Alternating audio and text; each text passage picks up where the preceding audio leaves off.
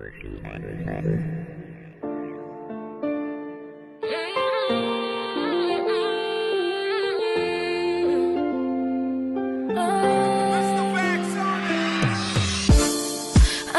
down this road. It's getting a bit too cold. Hello, good afternoon to you all. Welcome to KK and Friends, where we help you to live the Christian life in this modern age. And this afternoon I'm here in the studio with KK Radio. KK, how are you doing? Thank you very much. It's always a joy. Yeah, it's good to see you. It's been a long time. How has it been for you? What have you been up to? Well, now we've started a church, so now I'm officially a pastor. So, well, it's not that I've been sharing the word of God everywhere, but I think now we have a church system in place that we're trying to work on. So basically, that's a new thing that has been happening. Wow, we think of what it's doing. I believe that there are many more blessings that are coming. There are many more young people that are going to be blessed through the church, even as many have been blessed with things about foundation. And so, we want to welcome all of you once again. And today we have a very interesting topic, one that is actually been there for quite a while. We have a lot of people who are still having that issue of relationships and dating. And yesterday I was at a break house and one girl was asking me, whether it's only the right time to date. How can I, say no to all these boys? It's a big deal. Then we have the other part, the other group of people who are also in a relationship and they know it's not going too well. And they don't know how to. As a recent couple, I had one girl said that, I want to break up, but I really don't know how to go about it. So we want to just talk about breaking up. I mean, how do you do it? What is it all about? Why should you end up breaking up? And that's about this for today. So my first question to you is that, what do you think about relationships? Why do you think people are rushing into relationships in the first place? Well, God created, male and female. And right from the beginning, you can see that it was his idea for male and females to enjoy themselves. So you can see that he created and placed within the male and female all the capacities that will bring attraction. And the attraction was to help them come together. Because imagine if there was no attraction and maybe you have to decide on one day through some serious impulses before you got into a relationship. I think that would have been very, very, very crazy. So God made it natural, for us to be able to get into a relationship. And so, but they were not put there on their own to make us just get out there and start a relationship. It was made for marriage, which he himself created. Marriage is God's idea. But unfortunately, when we grow up and we get into the teenage, I think, or the adolescent period, all those attraction things kick in. And when they kick in, they give us a certain sense of readiness, which is false. And so that's what the whole problem is. There's a biological aspect to the whole thing where you get into that age and you kick in. But apart from that, I have 4 things I normally say.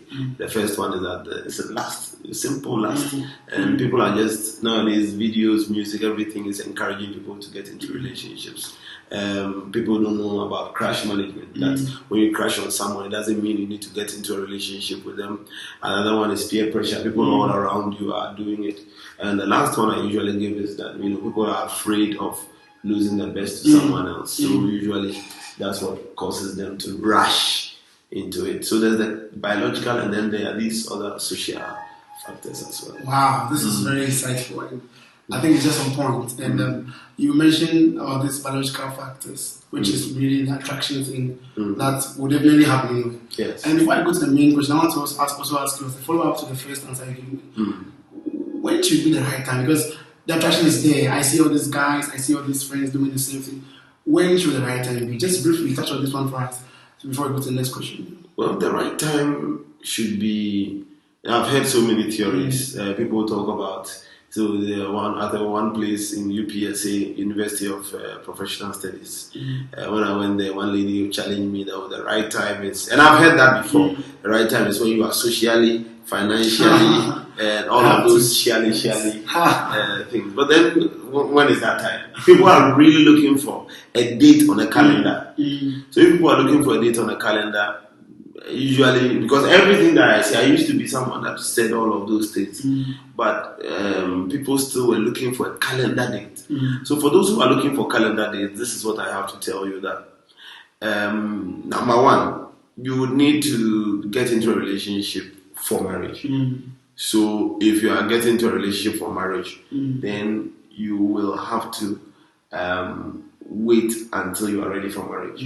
And so the guiding principle is if you can get married within 2 or 3 years, that's a good time to get into a relationship. If you can get married within 2 or 3 years, it's a good time. And I read from desiringgod.org, John Piper's page, and they were even suggesting 18 months, which is about 1.5 years. If you can marry within 1.5, it doesn't mean that you will marry the person, but if marriage is the reason for for getting into a relationship, number one, it will keep your mind, cleared out on proper principles to apply. Let me give you a typical example. Yesterday, I went into to an armory of one of my close boys that I used to work with, and this boy beautifully has a beautiful wife and giving birth to a beautiful daughter. Now this boy, way back in 2005 when we started Teen Salau, I would advise him that he should take his time before getting into a romantic relationship, and he would tell me, I would say take his time, and I would tell him to take his time, and he was on the Russian side. When he was done with the university, and after a while he was working, he had a good job, he had a car, he had a house, everything.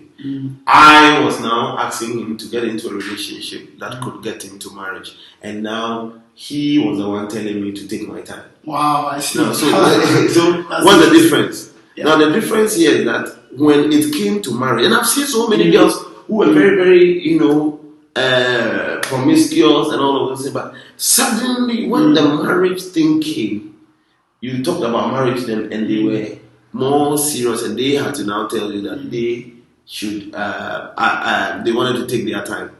Now, I dare say for quite a number of us that when we are the boyfriend or girlfriend stage, or when we are not really thinking about marriage, we don't really take our time to look at a lot of things. We go straight and we make some of those mistakes. So, when you are ready for marriage, so in that case, the person that you are going for, you go for them because you can marry them.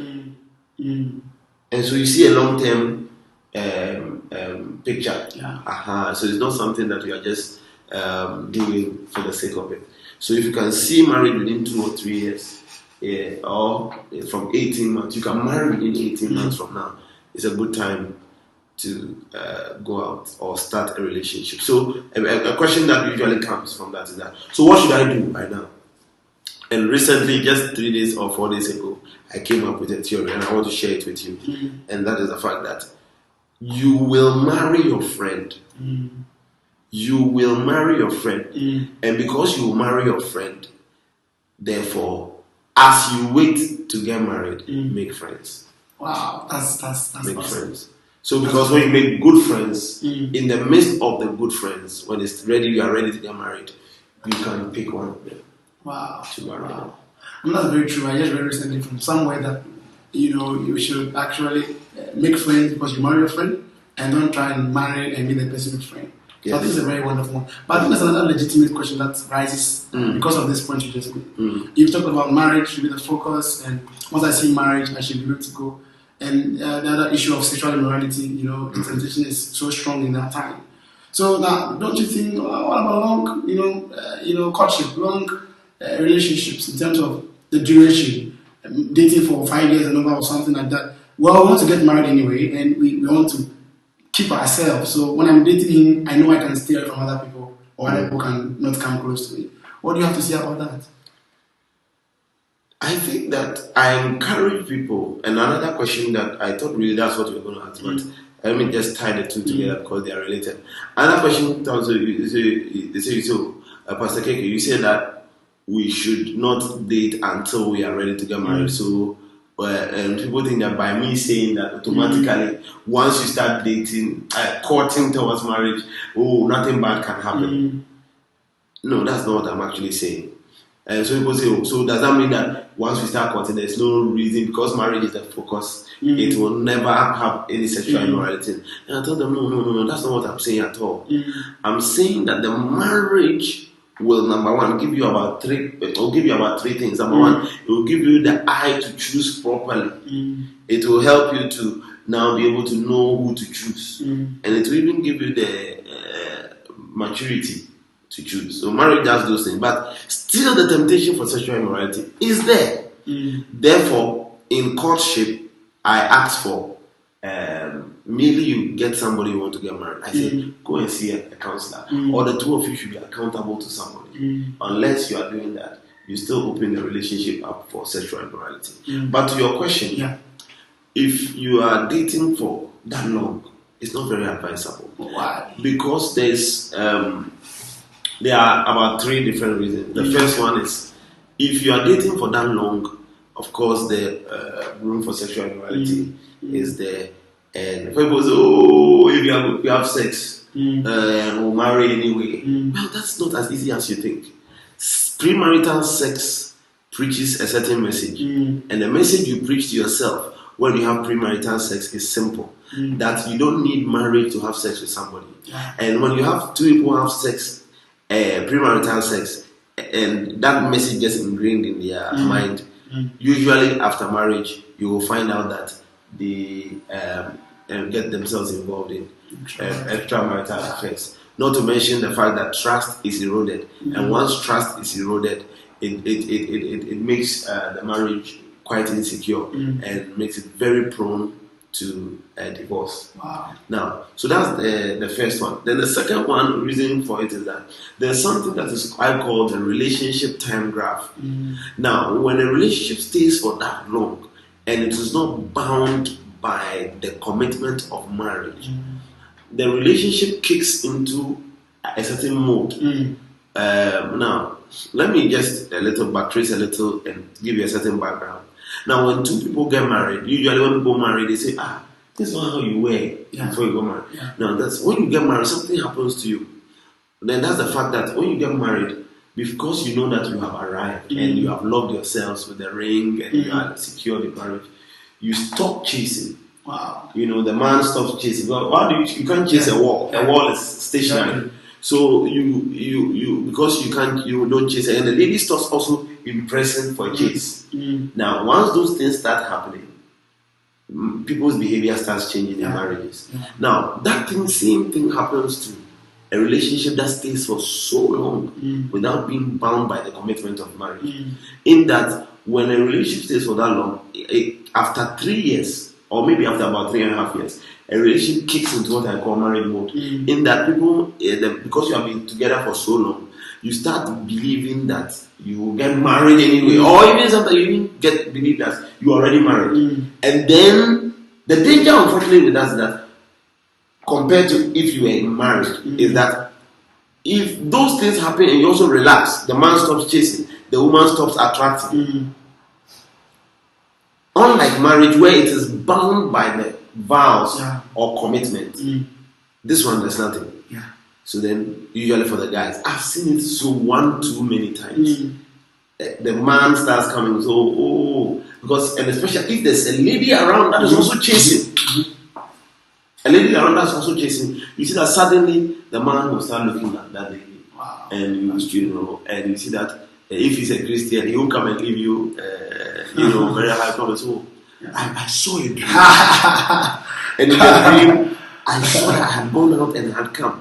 And when I came, and I was looking for my wife, I shouted your name, and another lady came. What happened? I've had this dream twice from two men of God who had relationship for about 5 years, and they all. It's a true life story. Two relationships, and all of those two guys are married to two different ladies now. not the same This is unbelievable. related. And now those two girls are also married to other guys. You know, so it's not very advisable to get into a relationship for that long. And you know, the third, I said I was giving you two. The third thing is that when you get into a relationship and you stay for that long, you actually, apart from getting yourself prone to this thing, you get, sometimes you start seeing some other things about the person you don't like. And when you see them, because you have lived for so long, everybody knows you. It becomes difficult to break off with the person. And that one also makes you sometimes get trapped. And so let me just marry. When we break up, people and sometimes people can even end up dating for so long. Maybe they marry, they divorce. You know, because of some of these things. Well, that's very true. I've heard a couple of stories that confirm this thing. I mean, I never thought of the points that you made. First point was the fact that you engaging in premarital sex give you the impression that you can have sex without marriage. And that is very deep. I'm walking down this road. It's getting a bit too cold.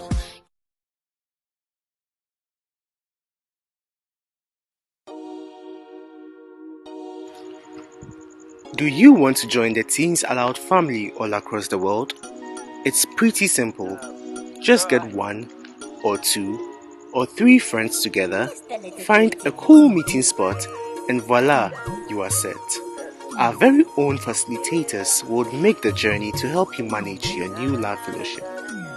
You can also join an already established love fellowship in your neighborhood or any Teens Allowed club or love fellowship in your senior high school or university. Contact us on 0273 400 400 for more information. Teens Allowed. Seize the moment.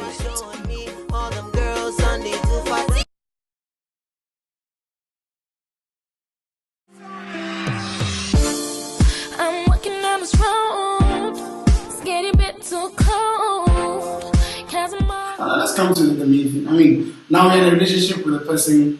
I mean, things are not working well, or whatever. Some things are not going to well as you expect. On what basis? I mean, can you? On what basis should you break up with the person?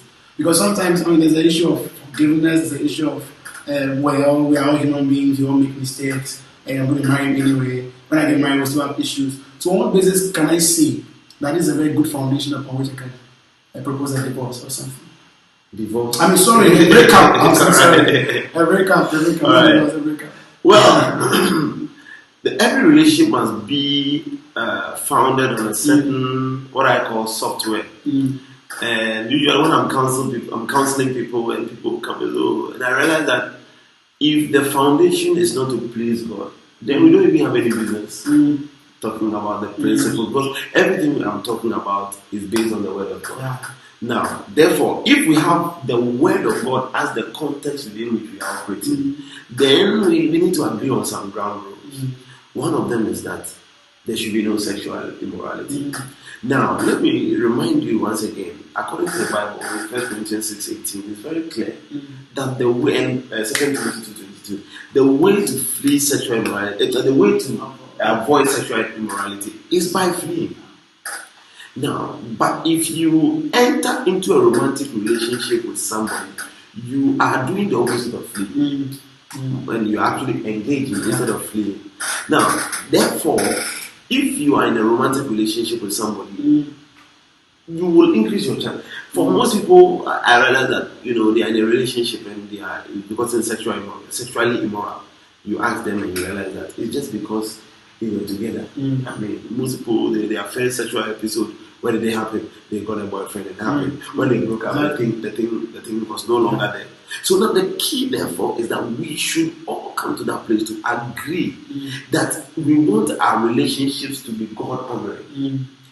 The reason I'm saying so is that people come to me when you talk about breakup, he has not sinned, he has not done anything wrong against me. Now, are you talking about who is the wrong against? Is it to the person or to God whom we want to honor in the relationship? And that question must be answered. Now, if it is God you want to honor, then once the relationship has had any slightest form of sexual immorality, it's a good ground for breakup. It's a good ground. Well, this is one of my first one. Then maybe if it has gotten physical or violent, if you have not gotten married to the person and the person slaps you, or say, "Oh, have forgiveness." Well, before I even go on, let me bring this word of caution. Everything that you see whilst you are courting or dating a person, it will be multiplied times 10 when you get married. Wow. This is deep. Yeah. This is deep. So if you've seen one slap, prepare for 20 10 slaps. even more. So these are two grounds. And then if the relationship itself also is stifling your relationship with God, maybe you are not even having sex, you are not doing anything. But one lady, she's married now with even 2 children, beautiful marriage. He had a person he was dating on campus, and she went for an all night. And so when she went for the all night, she was learning how to play the organ. So she was carrying the organ, went to the boys' room in the morning. Then when we got to the boys' room, the first thing the boy said was, "This all night that you are going to, you need to stop." Wow. I mean, you're not even married yet. You are not even married yet. You're not even officially even getting towards marriage. Yes. I mean, and the girl said that was the last day. And I think that, and so I'll even expand it from if it's preventing you from your relationship growth. I'll expand it to purpose. If, for example, for me like this, if I work with a certain lady, and the lady says, "Oh, I don't really believe in young people," it's a good grounds for me to. Wow. Yes, break up. And I think Daddy Prophet, I went to a wedding, Daddy Prophet was preaching. And when he was preaching, one of the things he says that one lady that he was with, and he said, "So, Prophet, one of the things I don't like is the young people, but I don't like young people." And that was one of the grounds on which they broke up. Wow. So purpose is also another thing that you. So I've talked about the sexual immorality, and I've talked about purpose, and I've talked about I've forgotten my third point, but that point, honoring God. Yes, honoring God in the relationship. If it's not happening, then it's a good ground for breaking. Wow. Yes. So abuse, sexual immorality, and then God honoring. If apart from that, there could be other minor things, and I this is what I would say to cover it all. A broken up relationship is far better than a divorce. Wow, this is amazing. It's really wonderful. I think that the main point is making is that the foundation must be right, and they must be to honor God, even though they are missing it in the first place. And my next question, which probably will be the last question also. Now I'm ready to break up. What should I do? Because I've had people come to me, but like one girl was speaking to me just about last weekend. She wants to visit the guy to break up with her because if she feels like at least he might be on it. I can't just text him a message and after all the times we've shared together. Can you break up? How do I go about it? And the issue can also tie to this issue of people committing suicide here and there because of a broken relationship. I mean, it looks like it's quite dangerous. I mean, is it your case? How should a young person go about it once you realize that I must break up with this person? When it comes to these things, I would say that no matter how you do a breakup, it will be painful. Very painful. The last time I checked concerning pain, I don't know, nowadays Ghana, we don't treat sores that way we used to. When I was growing up, we used to put hot water on sores, put it in a towel. Usually in the morning in my neighborhood, you hear people screaming. For those times when we got hurt, we were not showing off our socks. I think they were doing that. I don't know why I think maybe it has some antibacterial reasons. But that's what we were doing to socks. And usually I remember when a sore will have, it will harden up, the skin on it will harden up. But it's still, and you pretend as if it's gone and it's healed, but before you realize it's underneath the sore. So usually they will tear off the skin that is in front, and that's a very painful experience. But we're doing that because that's the only way to heal the soul. Wow. Now, it is the same way with a breakup. It is painful no matter how you look at it. So, pain, the soul itself, number one, is pain. To heal it too, you need to encounter pain. But if you want to heal it, and I was watching movies, some old movies, and I realized that in the past, now they didn't have this alcohol and things to cleanse and to disinfect sores. So they were actually burning hot oil and pouring hot oil directly in sores to kill bacteria. Wow. I mean, our producer is a doctor, so I don't know if you confirm or disprove this. So it's key and very important that don't kill yourself that it will not be painful. I know some of you are watching now. You had enemies, but those enemies you had, they still, when they left you, you felt pain. I've had people that were not very good to me, but when they left me, I was still feeling pain.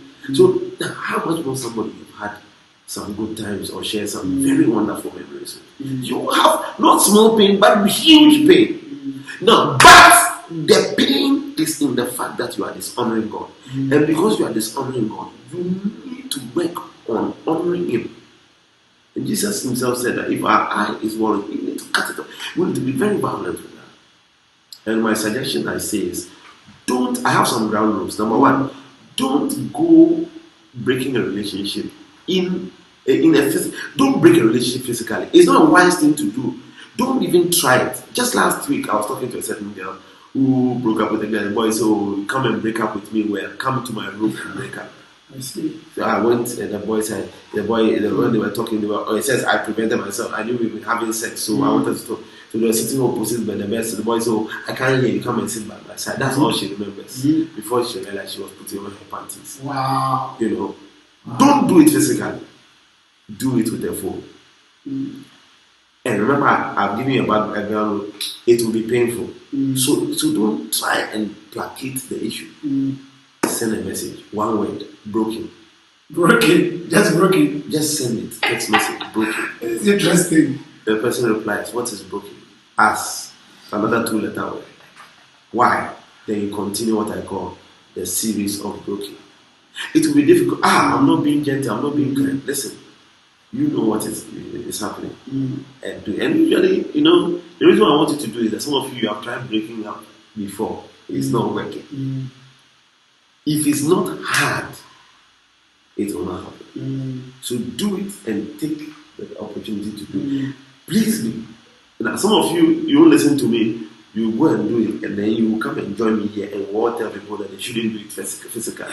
The physical one doesn't work because the emotions related to breaking up are so strong that when you are in the same room with the person, those emotions kick in. It will be very, very unkind of you to actually walk out. Or sometimes you are finished and you are walking out and you say, "Oh, let's do our last hug." That hug will be the sweetest hug you've ever had. And it will lead you to some dangerous things. Wow, this is awesome. I said it was my last point, but just add this bit of it. I hear people say things like, "Well, we're broken up anyway, but can't be my friend." I mean, just friends, just hello friends, and sometimes the pressure is too much on the people. How should the relationship be after the breakup? I mean, the relationship should be formal. So it should be the relationship you have with your head mistress. You are not at loggerheads. The relationship you have with the president of Ghana. When you see the president of Ghana right now, you will not say bye-bye. But he was my friend. Yeah. I mean, we were good friends. The Bible says in Ecclesiastes chapter 3 verse 8, there's a time to hate. It's just a time. We are hating ourselves for this time. If the two of us are meant to be, we'll be together again. But until then, we are trusting God that we want to create a space between us. So it's a formal relationship. I've been in relationships that I've broken up with, and I have a very cordial relationship in terms of form. When I meet them anywhere, how nice, hello. Then I'm not going to go and visit them. No. Even though they are married, it will bring issues. You understand? So X is X. Move on to Y and Z. You understand? So move on, please. And they are not the only friends you have. Expand your reach, and please. That's why I said expand. I didn't say go on to the next one. There's something called rebound. Rebound is when you have gotten away from someone, you go to another person that you are trying to use that person to replace, and before you realize you are in a relationship with the other person. That is called rebound.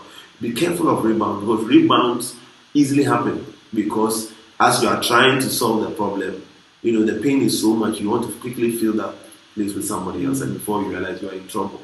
So keep what I call a formal relationship, the one you will have with the president of Ghana. When you see him, you can't see the president of Ghana and go and hug him and kiss him. No, he's not your husband. So when you meet him, you're hello, president. Wow, thank you. Bye. Wow, bye. Anyway, this has been very insightful. Yeah. I have personally been very blessed, and I'm sure you have been blessed as well. And all of you viewing and watching, I know that God has blessed you through this wonderful answers to this question. For now, we're including a scripture, a quote, something that can tie it all together before we can round up. I still have one verse, only one verse. And it's a popular one. Ecclesiastes 12:1-2. The Bible did not say, remember your boyfriend. Wow. Remember your creator. I have serious testimonies of girls and boys who used to be involved in romantically. They thought that was all that it was. Remember I told you from the beginning that it's just chemicals that have kicked in. Don't believe in chemicals. Believe in God and what He has said concerning your life. He has a purpose for your life. If you spend your energy chasing and fulfilling that purpose, you will be very surprised that indeed there's a lot to do. There's a reason why God brought you here on earth. Chase after that.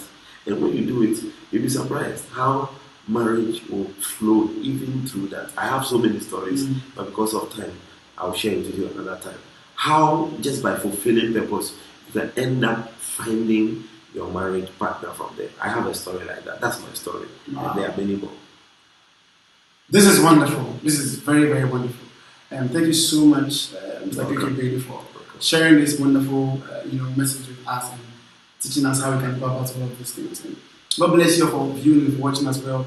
Thank you guys so much for the time and for coming. Thank you. And this has been Keke and Friends, answering your questions and helping you to live a good Christian life in this age of evil. I want to just read the last thing that he said, that don't believe in chemicals, believe in God. The Bible says in Proverbs 3:5 that we should trust in the Lord with all our hearts and lean not on our own understanding. And so if you want to just contact us, you can just do that by calling us on 0273 400 400. If you're not in Ghana, plus 233 273 400 400, plus 233 273 400 400. You can also like our page on Facebook, Teens Allowed Foundation, and you can send us an email on info@teensallowed.com. Thank you for watching, and we'll catch you again next time. Bye.